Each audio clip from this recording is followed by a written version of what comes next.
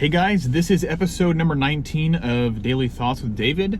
I am not in the Camaro today. I am outside of my shop about to leave work, and it is disgusting here in Indiana.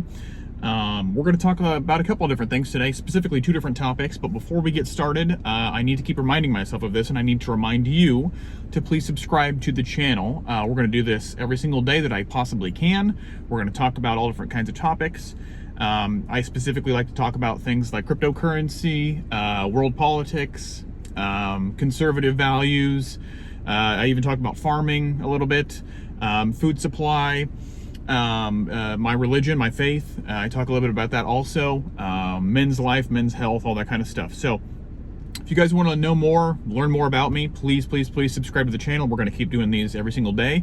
I'm going to try to do some more fun, interesting, kind of like lifestyle vlogs maybe later on. I don't get to do a lot of fun things in my life because I spend a lot of my time at work, or taking care of all different kinds of things, my chickens and farming and stuff like that also. But regardless, make sure you subscribe and also follow my different social media channels.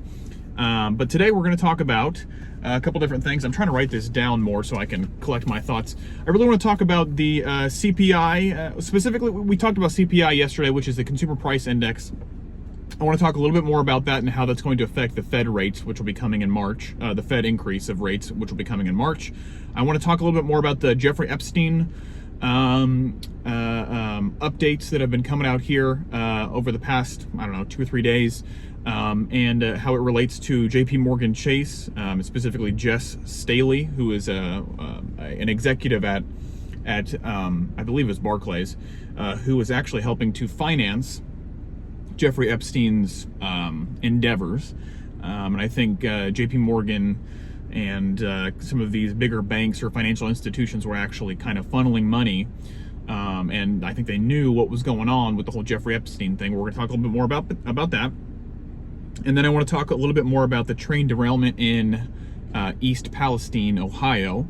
There was another couple of train derailments here in the past couple days, which is not surprising. We're going to go over the statistics of that, but we also need to have a conversation about the situation in East Palestine and how that's a little bit different. So let's talk about Fed interest rates first. The CPI coming in at 6.4% here recently. Actually, I think that report came out either yesterday or Tuesday. Was not surprising to me. I live here in Indiana, so a lot of the inflation that's happening in my neck of the woods here is happening in food.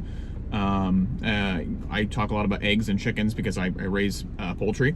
But eggs have gone up to $4.50 to $5 a dozen here. They're much more expensive in other parts of the country, up to $6, $7, $8 a dozen. Meat is through the freaking roof, at least twice as expensive as it was a year ago, if not more. And so I think every consumer is really feeling the pain of that inflation happening. And so I'm not surprised that CPI is not cooling off whatsoever. The increase of CPI is not cooling off whatsoever. But that does bring me to the topic that there will probably be more Fed rate increases, and that the total rate that we go up to over 2023 and possibly into 2024 is going to be a lot higher than what people thought. A lot of people are talking about it stopping around 5%. The 5% region, I think, will be in the 6% plus area when we're all done with the Fed rates. I think we'll see at least 50 basis points increase in March, which I believe the meeting is the 22nd of March when that's going to happen. And I think that that's going to continue to raise up over time. We may even see 75 basis points. Now, that might be a far-fetched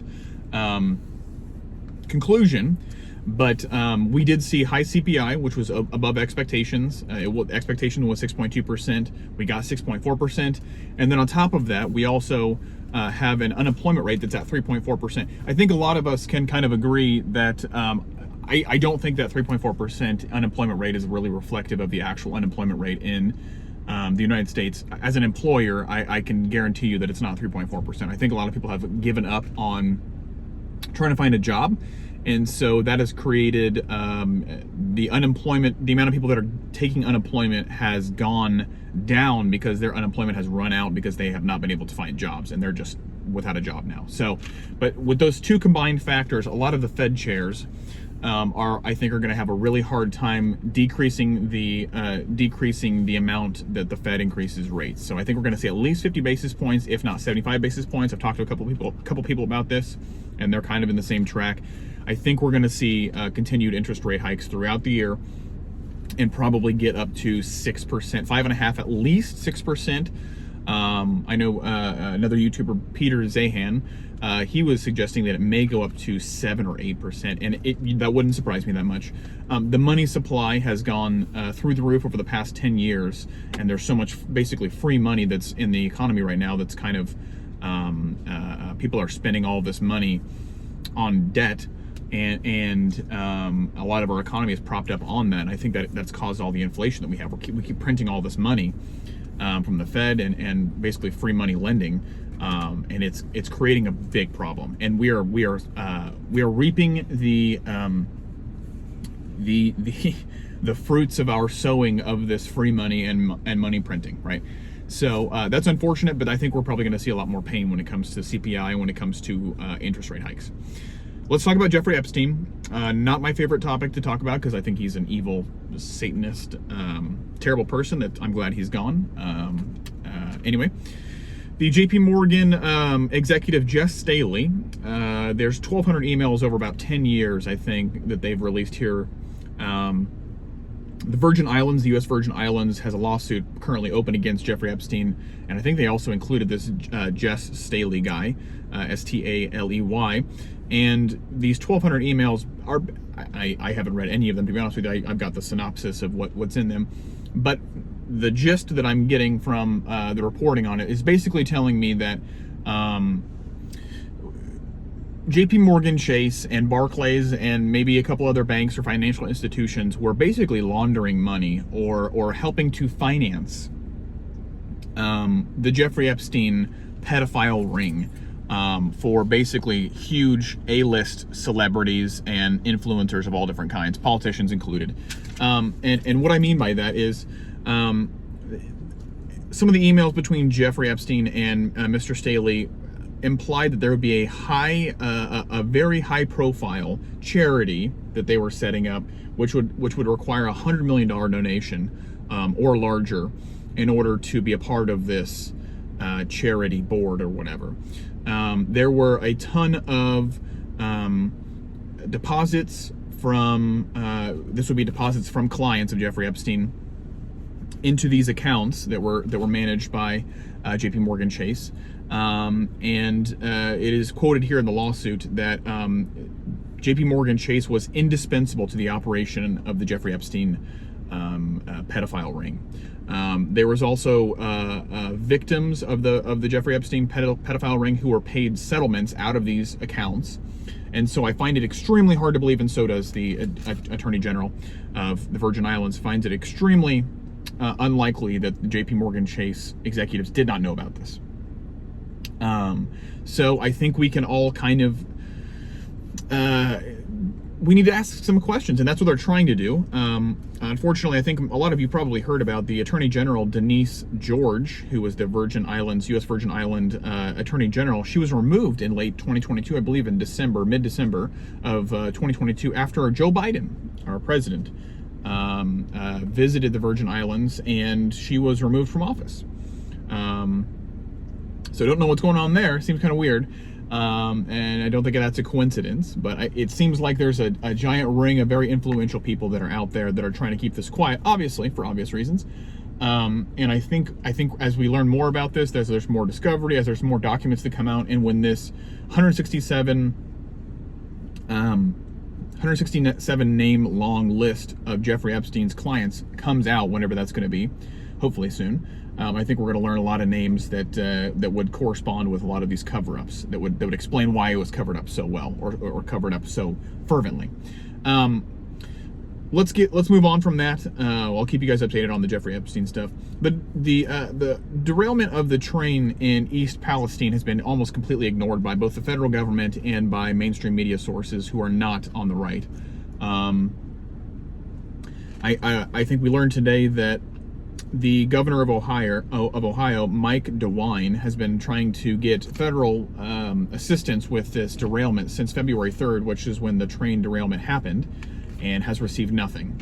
So they were declined by the federal government, including FEMA and the CDC, to receive federal aid for this massive tragedy. And I've seen a couple videos today online of the water supply in East Palestine, which is absolutely disgusting. It looks like someone poured gasoline in the water, basically. It's very rainbow fluorescent colors that are going through the water. It's sticking on the water beds, the creek beds, and obviously getting into the water supply in the earth. It's a giant mess. Our favorite mayor, Pete Buttigieg, from South Bend, about 2 hours away from where I live, came over the internet today in order to say that there's tons of derailments that are happening all over the country at all periods of time, which is true. I did some research. About 1,700 derailments happen in the United States of America per year. That's 4.6 approximately per day. However, the severity of this derailment is beyond the pale of anything we've seen in quite a while that I can remember in my lifetime. I did see some comparisons to a derailment in 2002 in one of the Dakotas, where there was a huge mess there. I think that was a passenger train though. So I think they're trying to downplay this, and also I think Pete Buttigieg and the rest of the administration is trying to point the blame at Trump, even though Trump hasn't been in office now for whatever 2+ years. But good old Mayor Pete is trying to play this down as, oh, there's derailments that happen all the time, and it's not that big of a thing to worry about. Don't worry about it. It's not, I mean, it's just happening. It is what it is. To be fair, though, he is correct about the numbers that they happen quite frequently. However, it should not be happening that much, especially with the amount of infrastructure that we have going on in this country. Let me get this refocused on my face so it's not blurry. It's getting dark here, so the camera's starting to get out of focus. 4 deaths per year is the average for derailments. I can not guarantee you, but there's going to be quite a few more deaths to this ecological nastiness that's happening in East Palestine for sure. There was another train derailment today near Detroit, about 30 miles away from Detroit, and one of the cars in that train had a hazardous material inside of it, and that was also a Norfolk Southern train that was derailed as well. So we need to investigate Norfolk Southern, see what the heck's going on there, and we need to have a serious discussion about what's going on with our derailment problems here in the United States of America. I know we just spent trillions of dollars in the infrastructure bill that was supposed to go to a lot of these infrastructure projects. I'd like to know where that money went. I'd like to know when the infrastructure, especially of the railroads, is being renovated so that we can kind of lower these numbers from all the derailments and kind of prevent. We should not be having 1,700 derailments on the train tracks every year. That's ridiculous. That's 4.5+ a day, right? We are just asking for another one of these to happen in another part of the country, especially if we have hazardous materials being transported on trains. So where's that $1 trillion? Where is it going to? Is it going to the railroads? When is it going to start happening? What were we spending our money on before? Why was this not taken care of sooner? And where's Pete Buttigieg, and why is he just now commenting on this, it's the 16th, 13 days later, 2 weeks later. And I did see today that they finally got someone from the EPA out to East Palestine 2 weeks after the incident happened. So a lot of questions. A lot of questions going on in the country right now. I have no idea what's going on. It seems like things are just falling apart, to be honest with you. I did also see that Joe Biden made had a press conference today talking about besides the one main Chinese spy balloon, there were 3 other balloons or 3 other objects, UAPs, that were shot down over U.S. airspace and Canadian airspace. It's been speculated, some organizations here have come out to say that it could possibly be like a hobbyist weather balloon or something like that. And it seems like that's what Joe Biden's going with in his story is, it was just 3 weather balloons. Shouldn't we know what the hell is going on?